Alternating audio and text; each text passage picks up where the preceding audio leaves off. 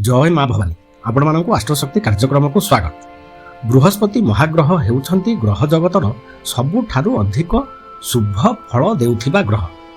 बृहस्पति महाग्रहंकर शुभ आशीर्वाद मिलिले धन वृद्धि होइथाय, ज्ञान रे वृद्धि होइथाय, विवाह ठीक समय रे होइथाय, संतान मध्य ठीक समय रे मिलिथाय, संतान माने भल करिथांती जीवन रे, कर्म प्राप्त होइथाय एवं कर्म रे उन्नति होइथाय, आयर स्रोत खोली थाए व्यक्ति विशेष मानक पाई।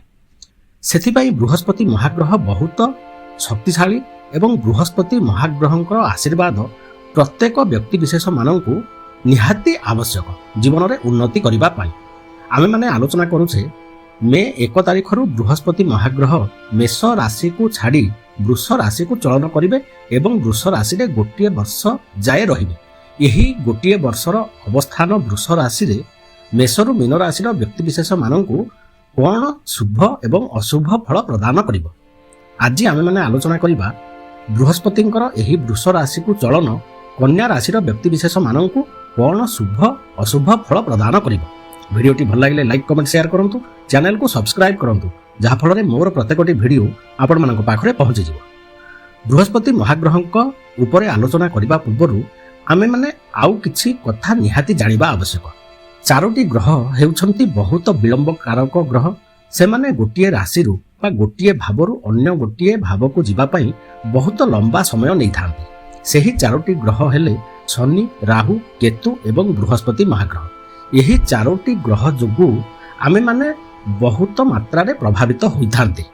शनि महाग्रह कन्या राशि ठारू षष्ठ भाव रे अवस्थान करिसंती, जहा फल रे शत्रु मानंकु एही समय रे दमन करिवे, रोगरु रक्षा मिलिबो, ऋण करज करिथिले सेथिरु मध्य रक्षा पाइबा पई बाट खोलिबो। राहु महाग्रह सप्तम भाव रे अवस्थान करिसंती।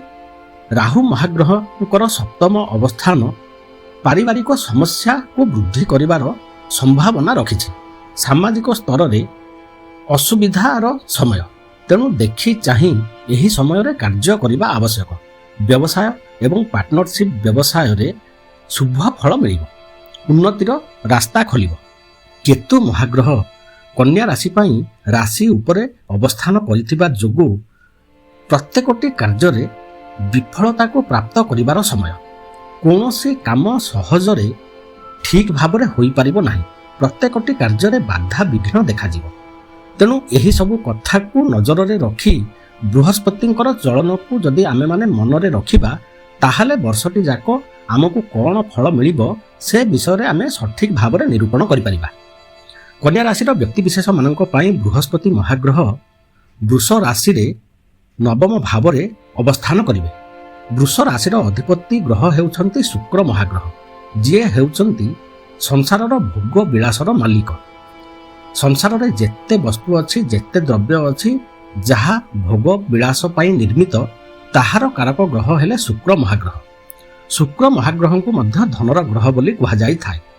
तेणु बृहस्पति महाग्रह शुक्र महाग्रहंकर शत्रु हेले मध्य भोग विलासर ग्रहंक घरे धनर ग्रह बृहस्पति महाग्रह नवम भावरे भाग्य भावरे रहुथिबा जोगु कन्या राशिर व्यक्ति विशेष मानकु बहुत शुभ फल प्रदान करिवे। बृहस्पति महाग्रहंकर एही नवम अवस्थान पराक्रम को वृद्धि करिवो। व्यक्ति विशेष माने बुद्धिमान हेबे, भल निष्पत्ति नेबे, दूर देशरु शुभ संवाद मिलिबो। जे माने दूर देश को जिबा पई चाहुछंती सेमानंक पई रास्ता खोलिबो। उच्च शिक्षा पई सुविधा सुजोग मिलिबो। नूतन कर्म प्राप्त करिवे किंबा जे कर्म रे अछंती सेथिरे उन्नति देखा जिवो। आर्थिक स्थिति रे उन्नति आसीबो। धार्मिक कार्य रे मन बळिबो, जहा फल रे एहा भविष्यत रे कन्या राशि व्यक्ति विशेष मानक बहुत सहायता प्रदान करिबो। संपत्ति क्रय करिवार मध्य समय एही समय रे। बृहस्पति महाग्रह नवम भाव रे रही कन्या राशि को दृष्टि देउथिबा जोगु समाज रे मान सम्मान वृद्धि हेबो। प्रत्येकटी कार्य रे सम्मानित हेबे, प्रत्येकटी कार्य रे सफलता प्राप्त करिबे, निजर प्रतिपत्ति बढ़िबो। तृतीय भाव को दृष्टि देउथिबा जोगु भाई भौणी सहित उत्तम संपर्क रहिबो। भाई भौणी माने उन्नति करिवे एवं कन्या राशि व्यक्ति विशेष मानक सहयोग मध्य करिवे। छोट यात्रारु लाभ अर्जन करिवार समय। ପଞ୍ଚମ ଭାବକୁ ଦୃଷ୍ଟି ଦେଉଥିବା ଯୋଗୁଁ ଶିକ୍ଷାରେ ଉନ୍ନତି ଘଟିବ। ସନ୍ତାନମାନେ ବହୁତ ଶୁଭଫଳ ପାଇବେ। ଯେଉଁମାନେ ପ୍ରେମ ପ୍ରଣୟରେ ଅଛନ୍ତି ସେମାନଙ୍କ ପାଇଁ ଏହା ସଫଳତାର ସମୟ। ବୃହସ୍ପତି ମହାଗ୍ରହ କନ୍ୟା ରାଶିର ବ୍ୟକ୍ତିବିଶେଷମାନଙ୍କୁ ଏହି ଗୋଟିଏ ବର୍ଷ ବହୁତ ଶୁଭଫଳ ପ୍ରଦାନ କରିବାକୁ ଯାଉଛନ୍ତି। ବୃହସ୍ପତି ମହାଗ୍ରହଙ୍କର ଏହି ଶୁଭତ୍ୱକୁ ଅଧିକ ପରିମାଣରେ କ'ଣ କଲେ ଆମେ ବଢ଼ାଇ ପାରିବା ସେ ବିଷୟରେ ଆମେମାନେ 12ଟି ଯାକ ରାଶି ଉପରେ ଆଲୋଚନା କରିସାରିଲା ପରେ ଆଲୋଚନା କରିବା। ଆଜିର ଭିଡ଼ିଓଟି ଭଲ ଲାଗିଲେ ଲାଇକ୍ କମେଣ୍ଟ ସେୟାର କରନ୍ତୁ, ଚ୍ୟାନେଲକୁ ସବସ୍କ୍ରାଇବ୍ କରନ୍ତୁ, ଯାହାଫଳରେ ମୋର ପ୍ରତ୍ୟେକଟି ଭିଡ଼ିଓ ଆପଣମାନଙ୍କ ପାଖରେ ପହଞ୍ଚିଯିବ। ନମସ୍କାର।